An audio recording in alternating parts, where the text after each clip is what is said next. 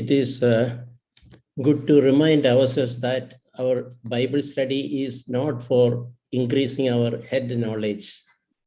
अब हमें अपने आप को ये याद दिलाना एक बहुत अच्छी चीज है कि हमारा ये बाइबल अध्ययन या बाइबल स्टडी का मकसद ये नहीं है कि हम अपने दिमाग को बढ़ाएं, दिमाग के ज्ञान को बढ़ाएं. Whatever little bit we are learning progressively and we are remembering, we should make every effort to put that into practice. जो भी हम धीरे धीरे बढ़ते क्रम पर सीखते हैं और उसे याद रखते हैं, हमें कोशिश करनी है कि हम बढ़ती मात्रा में उसे अपने जीवन में उपयोग में लाएं. That is how our spiritual life will grow stronger and stronger. वैसे ही हमारा आत्मिक जीवन और अधिक मजबूत और मजबूत बनते जाएगा. You know, Jesus told about the wise man who built his house on the rock. यीशु मसीह ने हमें एक बुद्धिमान व्यक्ति के बारे में बताया जिसने अपने घर को चट्टान पर बनाया था. Jesus spoke that about people who learned and also acted upon it. यीशु ने ये बात उन लोगों के बारे में कही जो जिन्होंने सुना, सीखा, केवल उतना ही नहीं पर वे उसके अनुसार अपने जीवन में उन्होंने बदलाव किए. Today we will turn to Matthew chapter 6. आज हम निकालेंगे मत्ती रचित सुसमाचार उसका 6वां अध्याय. We'll start with verses 1 to 4. हम पहले 4 वचनों से शुरुआत करेंगे. See, there are certain things which the word of God has commanded us to do, as to practice. Bible में ऐसी कुछ चीजें हैं जिसकी हमें आज्ञा दी गई है कि हमें वो अपने जीवन में करना है. One is practicing righteousness in our practical lives. एक तो है हमारे व्यवहारिक जीवन में हम धार्मिकता को करें. Being of help to needy people. हम जरूरतमंदों की सहायता करें. Extending our hand to when we see our brothers and sisters are in need. जब हम अपने भाइयों बहनों को जरूरत में देखते हैं, उनकी आवश्यकता को देखते हैं, तो हम मदद का हाथ बढ़ाएं. So similarly, Jesus taught, the word of God teaches so much about prayer. और बिल्कुल वैसे यीशु ने सिखाया और परमेश्वर का वचन हमें बहुत कुछ प्रार्थना के विषय में बताता है. And the word of God encourages us to fast and pray. और परमेश्वर का वचन हमें प्रोत्साहित करता है कि हम उपवास करें, उपवास करके प्रार्थना करें. So these are all some good practical discipline we are encouraged to practice in our lives. ये सब बहुत ही अच्छे व्यवहारिक आदतें हैं जिसको बाइबल हमें प्रोत्साहित करता है कि हम अपने जीवन में इन्हें लागू करें. And any good Christian will practice all this. और कोई भी अच्छा मसीह इन सारे चीजों को करेगा. We know that we are not saved by our good works. हम जानते हैं कि हमारा उद्धार हमारे अच्छे कामों से, अच्छे कर्मों से नहीं होता. But once we are saved, we will naturally progress in good works. पर एक बार हमारा उद्धार हो जाता है, हम स्वाभाविक तौर पर अच्छे कामों में प्रगति करते रहेंगे. That will be a result of our salvation, our experience of our life with Jesus Christ. ये हमारे उद्धार का एक परिणाम होगा या मसीह के साथ जो हमारा जीवन है उसका ये परिणाम होगा. However, Jesus taught in these passages when we do these good things, good disciplines in our life, make sure that we do it with a good motive.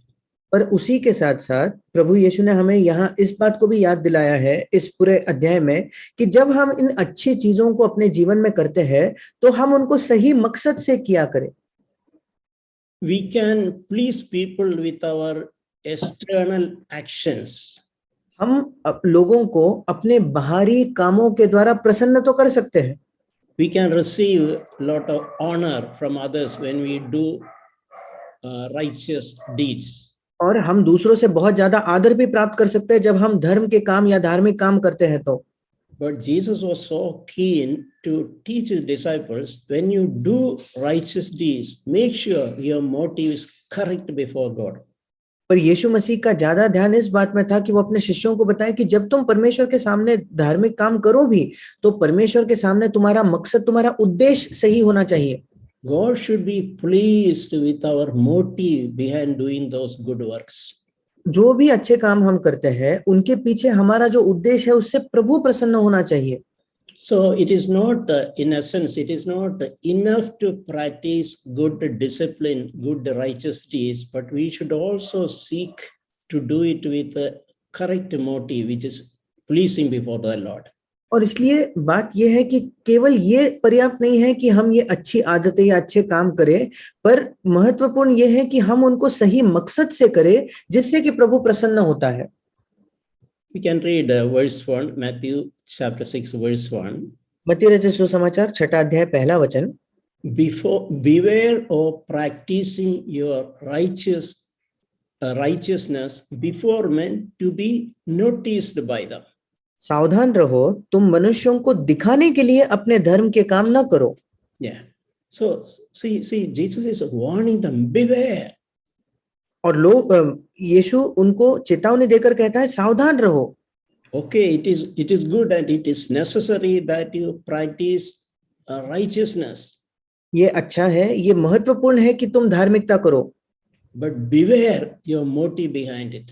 पर सावधान रहो कि उसके पीछे तुम्हारा उद्देश्य, तुम्हारा मकसद क्या है। We should not seek to do it before men to be noticed by them. हमें ये अच्छे काम मनुष्यों के सामने केवल इसलिए नहीं करने कि दूसरे लोग उन्हें देखें। And he added this, if you do that, you have no reward from your heavenly Father who is in heaven.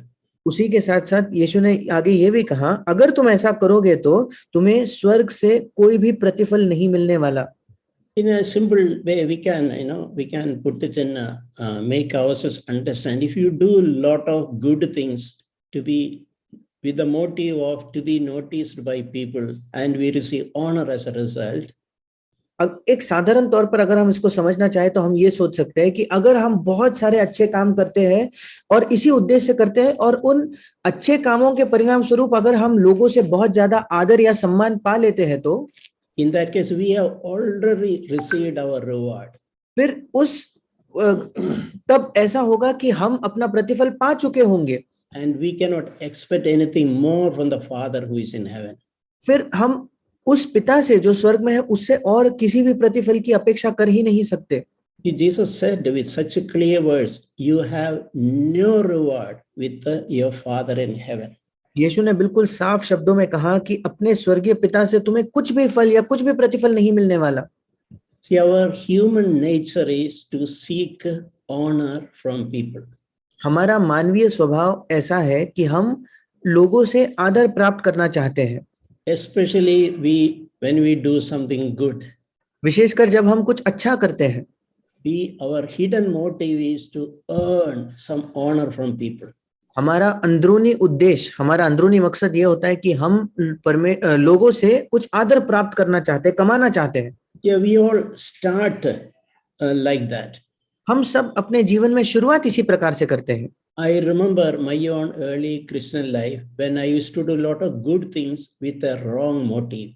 मुझे अपने शुरुआती वर्ष याद आता है मसीह जीवन के, जब मैं कई अच्छे काम एक गलत मकसद से, गलत उद्देश्य से किया करता था। I remember a time when I went to a family with some good gifts to give to the children in that family. मुझे याद है एक समय मैं एक परिवार के घर गया और उस परिवार में जो बच्चे थे उन्हें देने के लिए अच्छे वस्तुएं, अच्छे गिफ्ट्स में लेके गया। And my motive was I gave it not because I had any concern or interest in that children.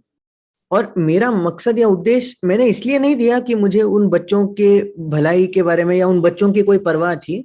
I wanted to please that parents in that family.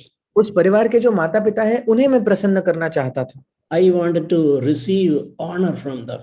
मैं उनसे आदर प्राप्त करना चाहता था। So when I was leaving from the home, I remember how the Holy Spirit spoke to me. और जब मैं उस घर को छोड़कर वहां से निकल रहा था तो मुझे याद है कैसे पवित्र आत्मा ने मुझसे बात की। You spend lot of money there. तुमने तो बहुत पैसा यहाँ तुमने बहुत पैसे का इस्तेमाल किया। But your motive was to seek honor from that family.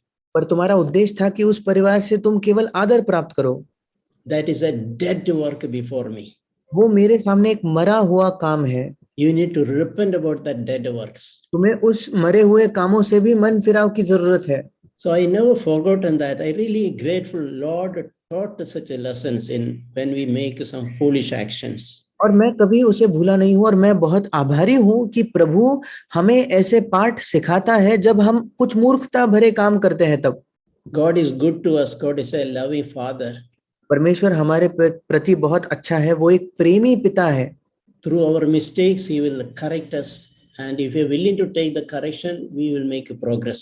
हमारे गलतियों के द्वारा वो हमें सुधारेगा, और अगर हम सुधार पाने के लिए तैयार है तो हम प्रगति करेंगे, उन्नति करेंगे। Verse 2 we read, when you give to the poor, do not sound a trumpet before you, as a hypocrites do. दूसरा वचन कहता है, इसलिए जब तू दान करे तो अपने आगे तुर ही न बजवा, जैसे कपटी सभा और गलियों में करते हैं। And it's clearly written that they may be honored by men. और वहां बिल्कुल साफ साफ यीशु कहता है ताकि लोग उनकी बढ़ाई करे। इंग्लिश में लिखा है लोग उनका आदर करे। So it was very well known, those hypocrites as a practice, as a religious practice, they would do some help to the poor people in some public view. और इसलिए उन दिनों ये जो कपटी होते थे, ये सब लोग जानते थे कि वो कुछ धार्मिक दान धर्म इसलिए करते थे ताकि लोगों के सामने सार्वजनिक तौर पर वो दान दिया करते थे। And they would go to any extent to publicize it, like equivalent of putting like publishing in the newspaper. और उन्होंने जो दान दिया था उसको वो पूरे हद पार करके लोगों को बताने की कोशिश करते थे, मानो वो अखबार में उसकी खबर छापते थे। Yeah, and because their motive behind doing those good work, helping to the poor, is they want to receive honor from people. क्योंकि उनका उद्देश्य, वो अच्छा काम करने के पीछे उनका उद्देश्य, उनका मकसद ये था कि वे लोगों से आदर प्राप्त करना चाहते थे। This person is a very kind person. ये व्यक्ति कितना भला व्यक्ति है। This brother is a very gracious person, so thoughtful about poor people. ये व्यक्ति कितना अनुग्रहकारी है, कितनी परवाह करता है, कितनी परवाह है उसे गरीबों की। But Jesus told, truly I say to you, they have their reward already in full. और यीशु ने उनसे कहा कि मैं तुमसे सच कहता हूं कि वे अपना प्रतिफल पा चुके। इंग्लिश में लिखा है वे अपना पूरा प्रतिफल पा चुके। See, if you are really seeking only honor from people, you can do that. अगर आप वाकई लोगों से केवल आदर और सम्मान ही प्राप्त करना चाहते हो तो आप वो कर सकते हो। But I hope all of us have a desire to please the Lord than to please people. पर मैं आशा करता हूं कि हम सबकी ये चाहत है कि हम प्रभु को प्रसन्न करें इसके बजाय कि हम लोगों को खुश करें। So Jesus further clarified that in the next verse. और प्रभु यीशु ने आगे उसका और स्पष्टीकरण दिया अगले वचन में।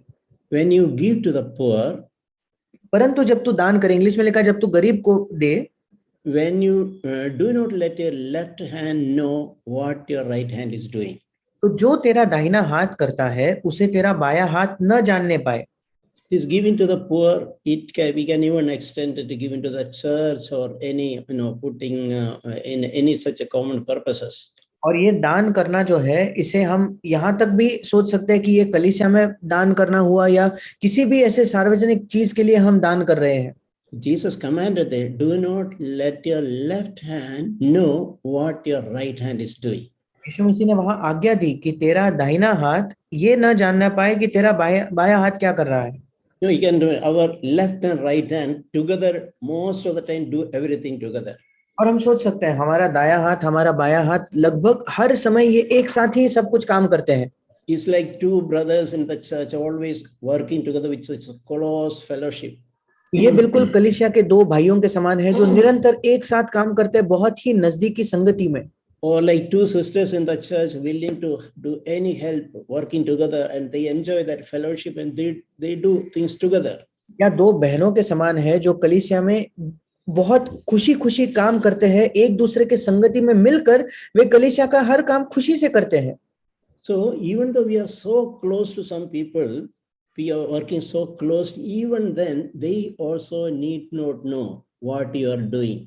इसलिए यद्यपि हम इनके बहुत ही नजदीकी बहुत ही निकट है इन लोगों के, पर उन्हें भी नहीं जानना चाहिए कि हम क्या कर रहे हैं। we have this tremendous temptation to directly, indirectly reveal some good things we have done, some contribution we have made. हमें बहुत एक इच्छा होती है कि या तो जानबूझकर या ऐसे तरीके से, ताकि हम उन्हें बोले ना पर उन्हें समझ जाए, कि किसी ना किसी तरीके से हम उन्हें बताएं कि हमने कोई काम किया है या हमने कलीसिया में किसी ना किसी प्रकार का योगदान दिया है. We have to put that desire to death. हमें ऐसी इच्छाओं को मारना है. Even with the close people also, we need not reveal certain things. हमारे बहुत ही नजदीकी निकट लोगों के साथ भी हमें कुछ चीजें बांटने की जरूरत नहीं है. Yeah, Jesus said that in the next verse, let your giving be in secret. यीशु ने यही बात अगले वचन में कही, ताकि तेरा दान गुप्त रहे. So let this be in our heart, learning to do good, righteous things, good things, giving, helping, etc., as practically as possible, secretly. और ये हमारे हृदय में हो कि ये जो हम अच्छे काम करते हैं, दान देना या जो भी अच्छे काम करते हैं, वो जितना हो सके हम उसे गुप्त रीति से करें, बिना बताए करें. We can judge ourselves even if there is a remote desire to receive some honor by revealing little bit, I helped such a person. हमें अपने आप का न्याय करना है, अपने आप को जांच कर कि कहीं हमारे अंदर थोड़ी सी भी तो चाहत नहीं थी कि मैं किसी को ये बात बताऊं कि मैंने ऐसे एक व्यक्ति की मदद की थी. So we can increasingly learn to do these good things secretly. और बढ़ती मात्रा में ये अच्छी चीजें हम गुप्त रीति से करना सीख सकते हैं. With zero motive to receive honor from any people. जहां हमारे पास बिल्कुल शून्य कोई चाहत होती है कि हम लोगों से आदर प्राप्त करें. And the result is beautiful. Your Father who sees what you have done in secret will reward you. और इसका जो परिणाम है वो बहुत सुंदर है, जो चौथे वचन में लिखा है, तब तेरा पिता जो गुप्त में देखता है तुझे प्रतिफल देगा. So which is better? Is it better that some brothers and sisters in the church think about us as some nice people, very kind people? Is that better, or better to examine what is God's opinion about me? और क्या बेहतर है? क्या ये बेहतर है कि कलीसिया के कोई भाई बहन हमारे विषय में ये राय रखे कि ये कितना अच्छा व्यक्ति है, कितना भला व्यक्ति है, या इससे भी बढ़कर ये है कि प्रभु मेरे विषय में क्या सोचता है? How beautifully it is written that whatever we do in secret, God will not forget. God is observing that. कितनी सुंदरता से यहाँ लिखा गया है कि जो कुछ हम गुप्त में कर रहे हैं, प्रभु उसे देख रहा है, वो उसे नहीं भूलेगा. Even though our right hand has not seen it, he is not aware about it, God has observed it. यद्यपि हमारे दाहिने हाथ ने उसे नहीं देखा है, वो उसके बारे में नहीं जानता, पर परमेश्वर ने उसे देखा है. So what a wonderful thing it is to receive reward from that heavenly Father. और क्या ही अद्भुत चीज है कि हम उस प्रतिफल को अपने स्वर्गीय पिता से प्राप्त करें. In the Acts of the Apostles, we read an interesting incident. और प्रेरितों के काम में हम एक बहुत ही दिलचस्प घटना को पढ़ते हैं. Here we see a couple called Ananias and Sapphira. और यहाँ हम एक दाम्पत्य को देखते हैं जिनका नाम था हनन्या और Safira. And they observed that some of the people sold their property and they gave them to the apostles for distribution. और उन्होंने ये देखा कि उस समय कलीसिया के कुछ ऐसे लोग थे जिन्होंने अपनी जायदाद को बेचकर वो पैसा कलीसिया में दे दिया ताकि वो लोगों में बांट दिया जाए. And apostles probably appreciated them. और शायद प्रेरितों ने उनकी सराहना की होगी, तारीफ की होगी ऐसे लोगों की. So this couple probably, I don't know, it is written either the husband tied up with the wife or wife instigate let us do something so that we can receive some honor. और मैं नहीं जानता, Bible में नहीं लिखा है, या तो पति ने पत्नी को उकसाया होगा या पत्नी ने पति को उकसाया होगा कि चलो हम भी कलीसिया में ऐसा कुछ करें जिससे वो हमें भी आदर प्राप्त हो. Yeah, let us sell our property and let us give some part of it, and so that we will be called as very kind people, concerned poor people. हम भी अपनी जमीन को बेचेंगे और वो पैसा कलीसिया में दे देंगे, ताकि लोग हमारे विषय में भी कहेंगे कि ये कितने भले लोग हैं, इनको कितनी परवाह है गरीबों की। But they did some tricks. पर उन्होंने उसमें कुछ छल किया। They sold the property and they kept a part of it with them and presented as if they are giving the whole money. और उन्होंने वो जमीन तो बेची, पर जो भी दाम उन्हें मिला था उसमें से कुछ हिस्सा उन्होंने अपने लिए रख लिया और लोगों के सामने ऐसे दिखाया मानो उन्होंने पूरा का पूरा पैसा जो उन्हें मिला था वो दे रहे हैं। So they want to earn that honor from the people in the church. What a kind people. They sold their whole property and the entire money they gave to the church or to apostles. और वो एक ये लोगों के सामने ये छवि बनाने की कोशिश कर रहे थे कि कितने भले कितने अच्छे लोग हैं जिन्होंने अपनी पूरी जमीन को बेचकर पूरा का पूरा पैसा कलीसिया के लिए दे दिया है, गरीबों के लिए दे दिया है। Because they're wrong, they're extremely wrong motive. बहुत ही गलत उनका उद्देश्य और मकसद था। Because nobody told them to sell their property. क्योंकि किसी ने उनसे कहा नहीं था कि उन्हें अपनी जमीन बेचनी है। And after selling also nobody told them to give the whole money. और उनकी जमीन बेचने के बाद भी किसी ने उनसे ये नहीं कहा था कि तुम पूरा पैसा कलीसिया में दे दो। After selling the whole money, they could have kept with them. उनकी जमीन बेचने के बाद पूरा का पूरा पैसा वो अपने पास रख सकते थे। And they could have given honestly some even 5% or 1% they could have and gave as if honestly it's only 1% instead of pretending that I am giving 100%. और वो बिल्कुल ईमानदारी से उस दाम का केवल 1% या 5% दे सकते थे, ये कहते हुए कि मैं थोड़ा ही पैसा दे रहा हूं, ये दिखाने की कोशिश न करते हुए कि मैंने पूरा पैसा दिया है। God doesn't want anyone's money. परमेश्वर किसी का भी पैसा नहीं चाहता। But God expects 100% honesty from his people. पर परमेश्वर अपने लोगों से 100% ईमानदारी की चाहत रखता है। But what did Peter say? Ananias, why has Satan filled your heart to lie to the Holy Spirit? पर फिर पतरस ने उससे क्या कहा? हे हनन्या, शैतान ने तेरे मन में ये बात क्यों डाली कि तू पवित्र आत्मा से झूठ बोले? That is Acts 5:3. यह है प्रेरितों के काम 5वां अध्याय 3 वचन में। Why did you keep back some price of the land? वो भूमि के दाम में से कुछ क्यों तूने रख लिया? While your land remained unsold, it was your own. जब वो भूमि तेरे ही पास रही, क्या तेरी न थी? After it was sold, it was still under your control. और बिक जाने के बाद भी वो तेरे ही वश में थी। Why you have conceived these things in your heart? तूने ये बात अपने मन में क्यों विचारी? And you husband and wife agreed to that together. और पति पत्नी तुम दोनों इसमें सहमत हुए। And you have lied to men. You have lied not to men but to God. और तुमने मनुष्यों से नहीं परंतु परमेश्वर से झूठ बोला है। Yeah, God was observing their motive. परमेश्वर उनके मकसद को देख रहा था। Their secret discussion in their bedroom, God was listening. उनके कमरे के अंदर जो गुप्त में बातचीत या चर्चा वो कर रहे थे, परमेश्वर उसे सुन रहा था। God took seriously that wrong motive in their heart.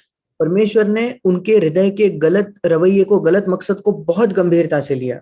You know, they lost their life. उन्होंने अपनी जान गंवाई। Both husband and wife fell before Peter and died. दोनों पति पत्नी पतरस के सामने गिरकर मर गए। Why God had to punish them?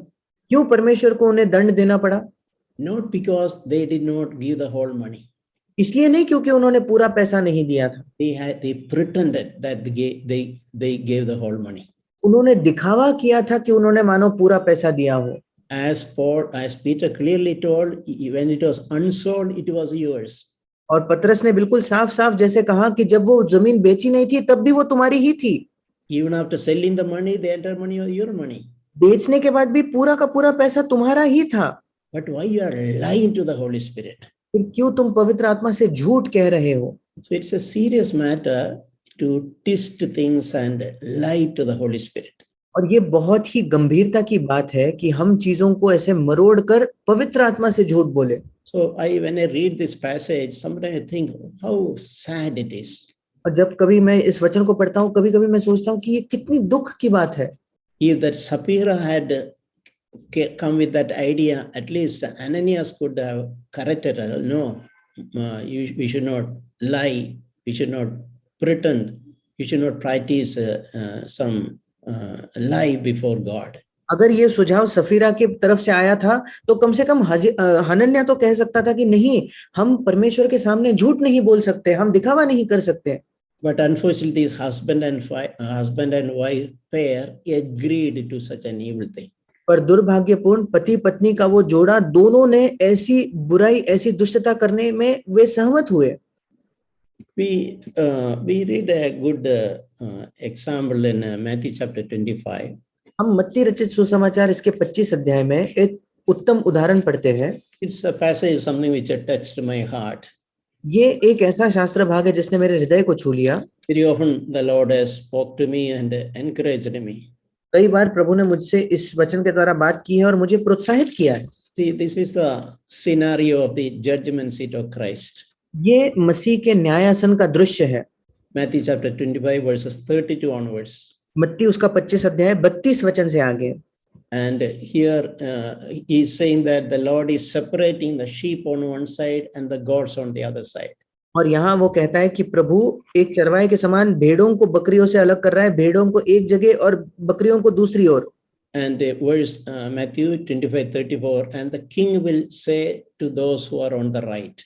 और मत्ती 25:34 में लिखा है, तब राजा अपनी दाहिनी ओर वालों से कहेगा, Come, you are blessed of my Father, inherit the kingdom prepared for you from the foundation of the world.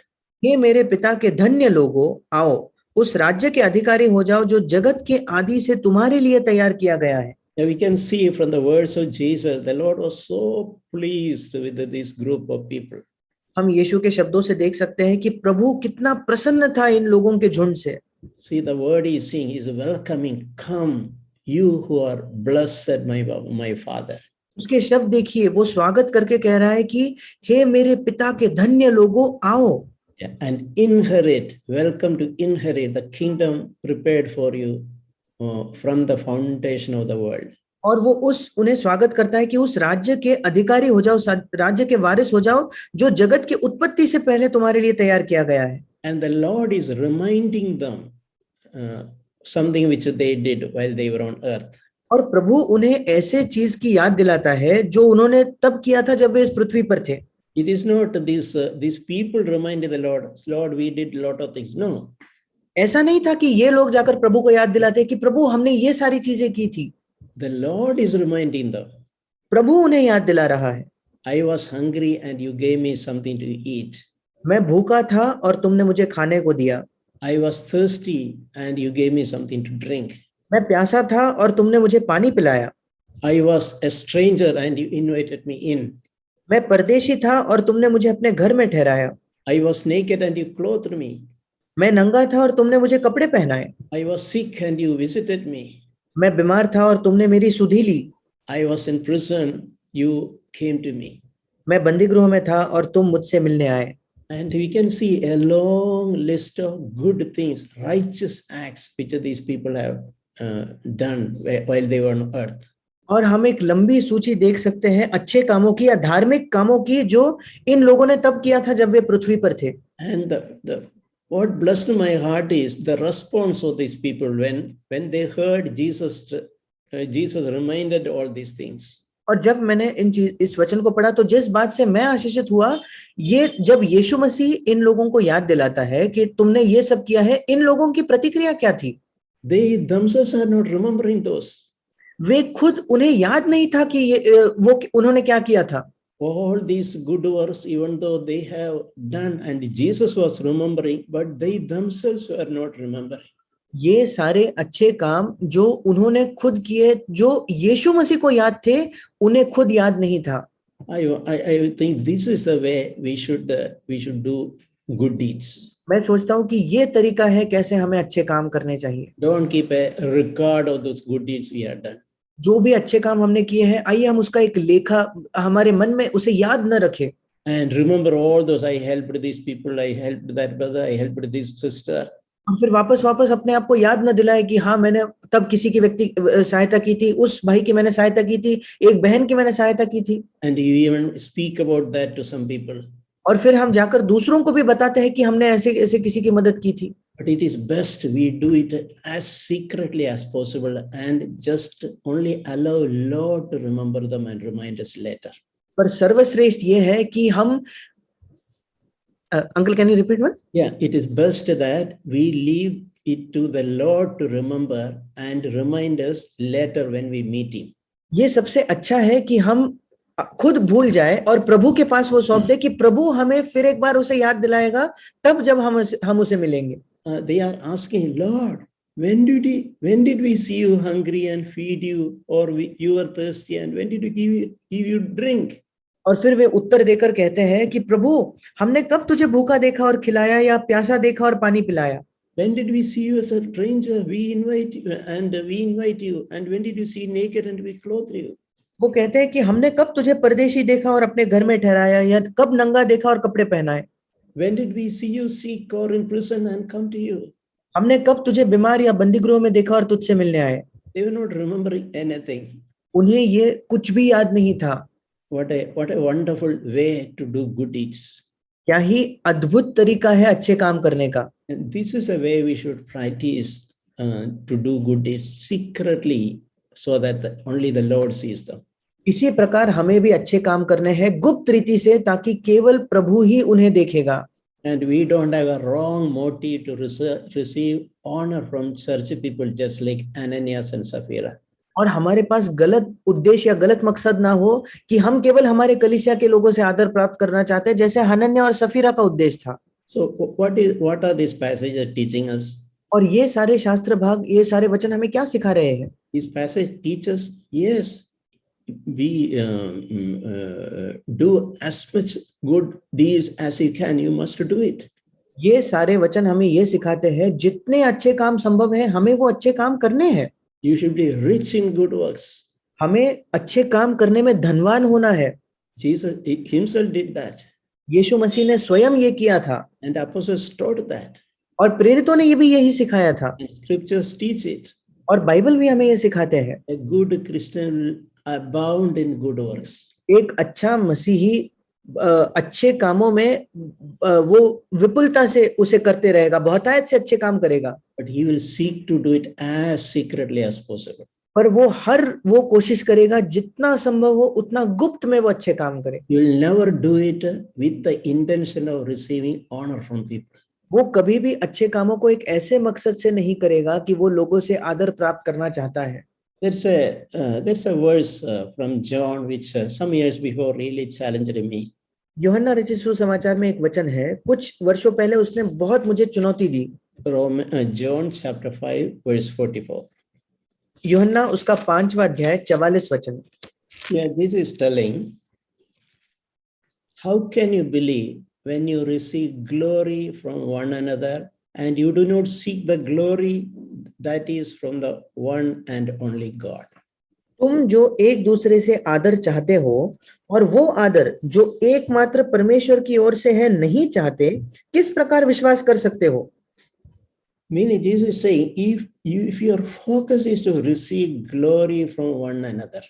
इसका मतलब यीशु मसीह कह रहा है अगर तुम्हारा पूरा ध्यान इसी पर है कैसे एक दूसरे से आदर प्राप्त करें, and you are not really interested to seek the glory that will come from God the Father.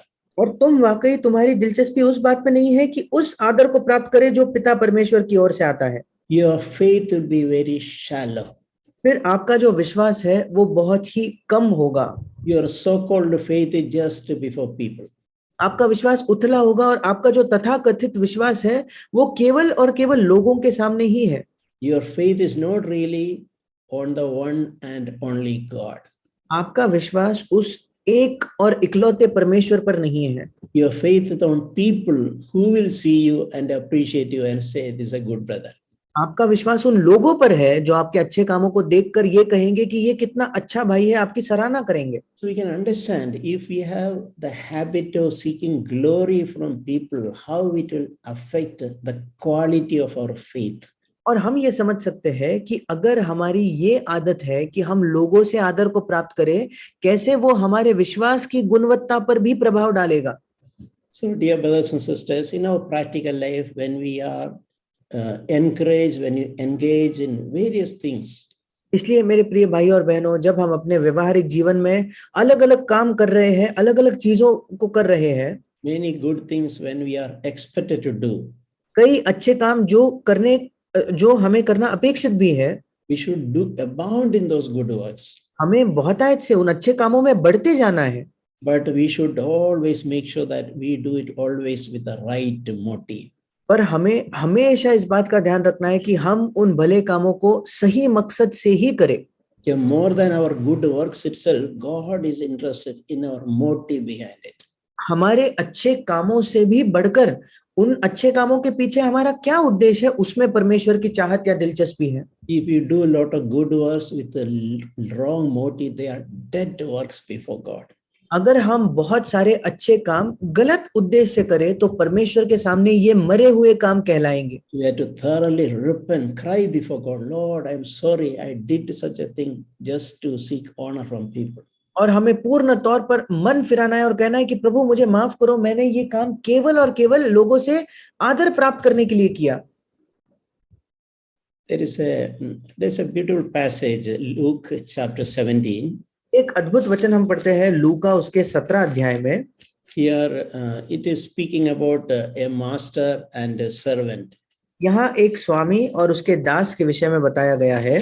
The slave, after doing a long day's hard work, और उस गुलाम या उस दास के बारे में कहा है जो दिन भर की कड़ी मेहनत करने के अंत में he comes back home. वो वापस घर लौट आता है। And the master doesn't tell him, come immediately and sit down and eat. और स्वामी उसे ये नहीं कहेगा कि तुम तुरंत आकर भोजन करने बैठो। You had already done long hours of work in the field. पहले ही उसने खेत में कड़ी मेहनत करके कई घंटे वहां बिताए हैं। So this slave who has come from the field and who is really tired, what would the master tell him? और ये दास जो अभी खेत से थक कर आया है, जो बहुत ज्यादा थका हुआ है, स्वामी उससे क्या कहेगा? You prepare food for me first. तुम पहले मेरा खाना तैयार करो। And you will set the food on my table. और वो खाना मेरे लिए परोस दो। Let me first eat and drink. पहले मुझे खाने पीने दो। And afterward, you may also eat and drink. इसके बाद तुम खा पी लेना। So after this slave did all these things, और ये दास ने जब ये सारी चीजें कर ली थी, the master will not even thank him. वो स्वामी उसे धन्यवाद भी नहीं कहने वाला। Because because of the labor in the field, and later he came, did the homework also, and prepared food and fed the master. But master will not thank him for that. पहले उसने दिन भर खेत में मेहनत की, फिर घर आकर उसने घर का काम किया और स्वामी के लिए उसने वो खाना परोसा, पर उस बात के लिए वो स्वामी उसे धन्यवाद नहीं देने वाला। So the Lord is teaching you be like that. और प्रभु हमें सिखा रहा है कि तुम ऐसे रहो। Even after doing a lot of hard work for others, don't expect that you deserve a thanks from the others. दूसरों के लिए कड़ी मेहनत करने के बाद ये इच्छा या ये चाहत मत रखो कि दूसरे लोगों ने आकर आपको धन्यवाद कहना चाहिए। When we expect thanks and we don't get it, we will be discouraged. जब हम कृतज्ञता या जब हम लोगों से धन्यवाद की अपेक्षा रखते हैं और वो आकर हमें धन्यवाद नहीं कहते, फिर हम निराश हो जाएंगे। Indirectly we are expecting that thanks as a reward for our good works. क्योंकि जो भी हमने अच्छे काम किए थे, अप्रत्यक्ष रूप में हम ये सोच रहे हैं कि हमें वो धन्यवाद कहा जाए ताकि हमें प्रतिफल मिले हमारे अच्छे कामों का। So in Luke 17:10, Jesus said, और इसलिए लूका 17 उसके 10वें वचन में यीशु ने कहा, you too, when you do all the things that are commanded to you. इसी रीति से तुम भी जब उन सब कामों को कर चुको जिसकी आज्ञा तुम्हें दी गई थी। Suppose we have done everything so well, 100%, we did everything well. सोच कर देखिए कि हमने सब कुछ 100% चीजों को बहुत अच्छे से किया। After doing that, don't again seek or expect some thanks from some brother or sister. वो सब करने के बाद किसी भी भाई किसी भी बहन से धन्यवाद इसकी अपेक्षा मत करो। Do it before God. वो सब कुछ परमेश्वर के लिए करो। And let this attitude be there. और हमारा दृष्टिकोण या हमारा रवैया ये हो, We are unworthy slaves. 10वां वचन दूसरा भाग, हम निकम्मे दास है। We have done only that which we should have done. जो हमें करना चाहिए था हमने केवल वही किया है। What a beautiful attitude is that. क्या ही सुंदर रवैया है ये। After doing everything the best of best way, don't expect some thanks as a reward. जो कुछ हम करते हैं बिल्कुल सर्वश्रेष्ठ तौर पर करने के बाद भी हम लोगों से धन्यवाद की अपेक्षा ना रखें कि हम वो धन्यवाद सुन के वो हमारा प्रतिफल न मिले। We can say, I am an unworthy servant. I just done what I'm supposed to do, nothing more. हम कह सकते हैं कि मैं निकम्मा दास हूँ, मैंने बस वही किया जो मुझे करना चाहिए था, उससे बढ़कर तो मैंने कुछ नहीं किया है। I don't need a thanks for that. मुझे लोगों से उसके लिए धन्यवाद की अपेक्षा नहीं है। I just want my Lord to see it. I don't want any human being to appreciate me. मैं चाहता हूं कि मेरा प्रभु उसे देखे, मैं ये नहीं चाहता कि लोग या कोई मनुष्य मेरी तारीफ करे। So may God really help us. और परमेश्वर वाकई हमारी सहायता करे। So in a conclusion, और अंत में, so whenever we do something good, some righteous deeds, जब कभी हम कुछ अच्छे काम करें, कोई धार्मिक काम करें, and as I mentioned, our intention is not to stop practicing righteous deeds. और जैसे मैंने कहा कि हमारा मकसद ये नहीं है कि हम धर्म के काम या अच्छे काम करना रोक दे। We should do ever increasing way. We should do good things. हमें बढ़ते क्रम में हमें अच्छे काम करते ही रहना है, उसी में बढ़ना है। But we should always ask why I am doing this. पर हमें हमेशा अपने आप से प्रश्न करना है कि मैं ये क्यों कर रहा हूँ। Our motive should be pure. हमारा मकसद, हमारा उद्देश्य ये शुद्ध होना चाहिए। It is not to expect some honor from people. ये नहीं कि हम लोगों से आदर या सम्मान प्राप्त करने की चाहत रखें। I am doing only what I am expected to do. मैं वही कर रहा हूँ जो करने की मुझसे अपेक्षा थी। I don't want anybody to notice it and thank me for that. मैं नहीं चाहता कि कोई उस बात को देखे और मुझे आकर उस काम के लिए धन्यवाद कहे। So when after joining CFC, one of the area the Lord was working in my life and encouraged me is seek freedom from opinion of people. और CFC में जुड़ने के बाद एक क्षेत्र जिसमें प्रभु ने मेरी सहायता की है, मुझे चुनौती दी है कि मैं लोगों की राय से स्वतंत्रता प्राप्त करूं। Whatever people say good or bad about me, it should not affect me. लोग मेरे विषय में चाहे जो कुछ कहे, चाहे वो अच्छा हो या बुरा हो, उससे मुझ पर कोई प्रभाव नहीं पड़ना चाहिए। Yeah, when they say good things about me, I should not feel proud. जब वे मेरे विषय में अच्छी चीजें कहे तो मुझे घमंडी नहीं होना है। And they say a lot of bad things about me, I should not be discouraged. और जब वे मेरे विषय में बुरी बातें कहते हैं तो मुझे निराश नहीं होना है। I should not even bother to go and ask a question why you said all bad things about me. मुझे तो बिल्कुल भी समय नहीं बिताना है, या ये जाके नहीं पूछना है कि क्यों तुमने मेरे विषय में कुछ बुरा कहा।